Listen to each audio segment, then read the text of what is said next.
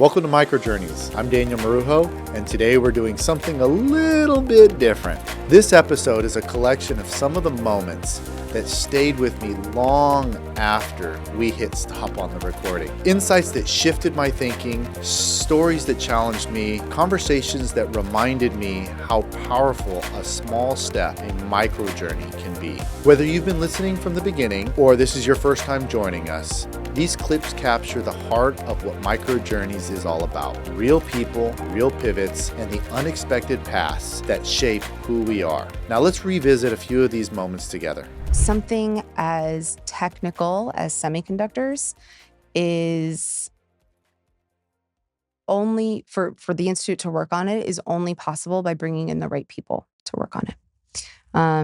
And the right people can come in from a lot of different backgrounds and from a lot of different perspectives.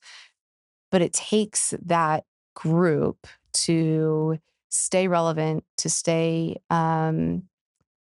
affiliated with their replacements as government jobs change over, and to stay focused on the, in quotes, right issues. Semiconductor companies by themselves wouldn't exist without additional technology, right?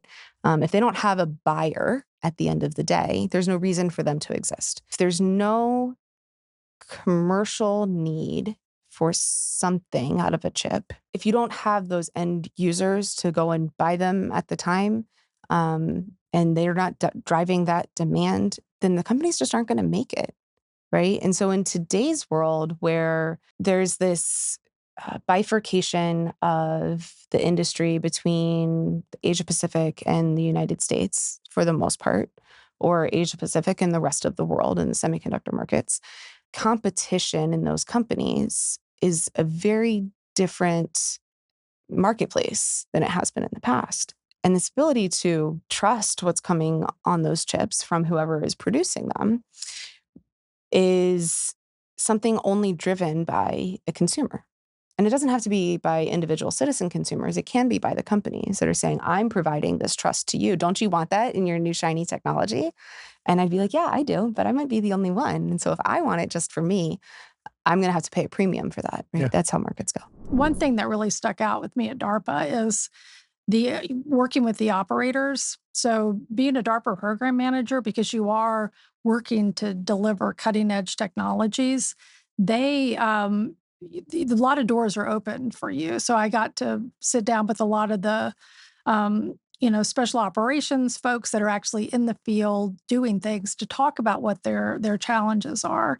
And I was very interested in developing a lightweight laser detection system because, being hit with a laser in the eye, that especially if you can't see the laser, can be very debilitating. And so I was very much interested in helping them find solutions for that. I did start some programs related to that, but they transitioned after I left DARPA. Yeah, mentioning interfacing with the operator, I think is something that is not well understood in the community. You have a lot of the integrators, the scientists, technologists, et cetera, that have ideas that are really revolutionary, but how that influences the operator is something that usually there's a gap, right? Yeah. Between that communication. So having the ability and the opportunity to talk to these operators and hearing about what their mission space is, and then tuning your research or your efforts in science and technology to meet those requirements is just extremely remarkable. With regards to the government labs, you also had a period over at AFRL. How was that? I went to AFRL to the Directed Energy Directorate at the site in Maui, which is a telescope site that has several different telescopes with a space domain awareness mission. So using optical telescopes to monitor satellites. And that was my first job with AFRL. It's probably, I always say that all of my jobs were my favorite, but it was really nice.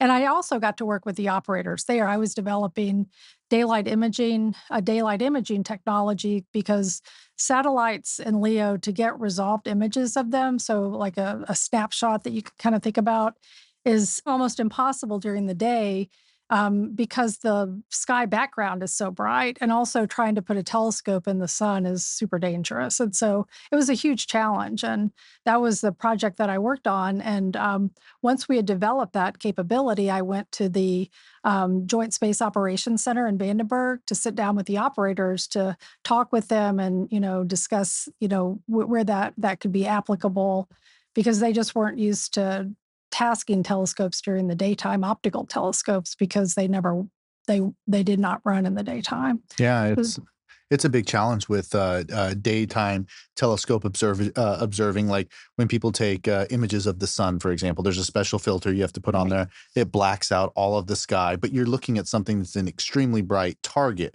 Now, moving away from that, being able to filter out all of the light and trying to find an image that's in space, that's a pretty daunting task to figure out the science on how to filter out all of the light pollution that would come into the telescope and interfere with what you're actually looking for as the target, right? Yeah, when I first started, so that project started before I went to Maui, but it but they needed somebody to really focus on it and push it. And so when I first got there and I gave some talks on some of the modeling and simulation that we had done, several people came up to me and said, "You need to just give up on that. That is so hard. That is never going to happen. You're wasting your time," which is not true, because we actually did achieve that. And we were able to image satellites even at high noon. But it was it was not easy. As you said, it was a lot of work, and a lot of different people with a lot of different expertise came together to make that happen. Well, as an amateur astrophotographer, I can tell you that it is extremely hard to take pictures of known objects when it's pitch black outside, Right. let alone something that is moving in space with direct light, like you said, at high noon. I mean, that is just compounding the challenges that Yeah. are interfacing with your hardware and the such. Now, was this your first interaction with doing work that influenced or interacted with kind of the space domain? Yes, it was. That was my very first.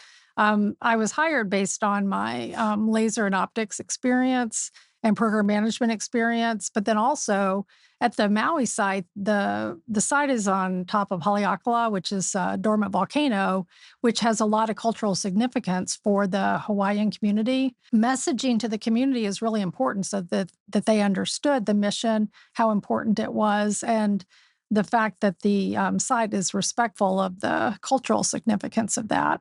So my experience working with the STEM, education community, we had a vibrant STEM program as a way to help us not only give back to the community, but also connect with the community. This is really piquing my interest. At the top of Haleakala, the climate change is pretty dramatic. I mean, from when the sun rises, I mean, it's extremely cold. I mean, not extremely cold, but cold enough to wear a jacket. But in the daytime, it gets rather warm. Yeah. So, I mean, yet another variable that compounds all of the hardware that you're trying to tune to go and take these images. Right. And you have thermal management, you've got light management. Yeah. And then, things like, I'm assuming like dew heaters and such. And we can go down this path, I mean, for quite some time. Humidity for a big optical telescope too. So yeah, it's very, it is challenging. As General Raymond said, space is hard. Well, now we are really cutting back on what we're investing in S&T, particularly in defense relevant topics. And that really concerns me, because that's where our workforce comes from. So if we're not the ones investing in that cutting edge science, somebody else is going to do that. And we're not going to have the manpower to be able to continue on as we have over the last decade. So I see that as a huge challenge in the future. And it's reflected in the FY26 budget. You see a lot of shrinking of the R&D investment from a government perspective, and a lot more on the production side of things. Right. I think it's just a reflection of trying to keep up with the Chinese and how much they're making things. Right, shipbuilding is at an all-time high right now because the Chinese are building just as many ships. But if we don't take care of, the future, which is this R&D portfolio, workforce being one of those big ones, we might be able to solve some of the near-term challenges, but the scope of the long-term challenges, gets put into question. Right. And, industry, a lot of people will say that industry is filling that gap. And industry has really increased their R&D spending over the last few decades. However, they're doing things that are near term, right? Which is what I would do if I was a business as well. They need to turn a profit. What the government has always done is funded those really far term things. And that's what we need to continue to do. So we need to push into that.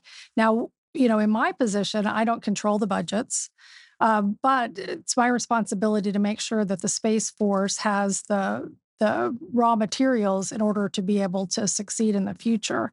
And so I'm working on developing collaborations with other agencies so that we can look at the big picture and see, you know, this agency is going to focus on that while we focus on something different. Fellow California native, it's nice to have the opportunity to sit down and chat, and very curious to understand a little bit of your background and go through your illustrious career in electronics, microelectronics, and a variety of other different areas. I think it all started over at Stanford, correct? Yes, in terms of my higher education, that's true. I grew up in the San Francisco Bay Area in a town close by to Stanford. So it was not very imaginative of me to major in electrical engineering, having grown up near Silicon Valley in the heyday, and just going to Stanford. It was a safe bet from my perspective. I knew it was a good school. Well, did you have a passion for electronics early on, or what drove you in that direction? Well, early on, I was still wondering perhaps if medicine was a field for me. So I did have a chance to take a field trip to the Stanford Medical School, and I visited the anatomy lab. This actually happened when I was still in high school, and I really couldn't stomach all the cadavers and the body parts, and I decided it's probably not so good for me to become a doctor. But I knew that doctors used equipment, things that are designed by electrical engineers to diagnose and treat patients. So I thought engineering would be a good field, alternative field for me to pursue. Now, when you got into electronics or engineering, was your goal to go all the way through your PhD, or was this something that happened over a course of time? It certainly happened over a course of time. I did not plan in advance. I was just hoping to get a good job after I graduated from the university. But I felt that I wasn't well prepared enough to excel as an engineer when I was getting close to finishing my bachelor's degree. And at Stanford at that time, it was relatively easy to stay for an extra year, a fifth year, to earn a coterminal master's degree. And so I took that option to get more in-depth training in electrical engineering. But to help support myself, I served as a teaching assistant, and I realized I really enjoyed teaching. And I also got to know a lot of graduate students who were pursuing their PhDs, including today my husband. And it really intrigued me that seemed like they were really enjoying the research. And so I thought, maybe I should try the PhD program too. So it's more like I didn't really know what I was doing, and I enjoyed school and I enjoyed learning. So I just happened to stay on, and fortunately, Stanford allowed me to continue after passing the PhD qualifying exam there. Now, electrical engineering is a very broad, topic. How did you narrow it down, and what was your focus for your PhD? So it was interesting. I was very much influenced by the people I hung out with. So as I mentioned, my husband, he actually was the one who chose to specialize in semiconductors, and so I learned about this through the field through him, and it looked really fun. Got to work in the lab.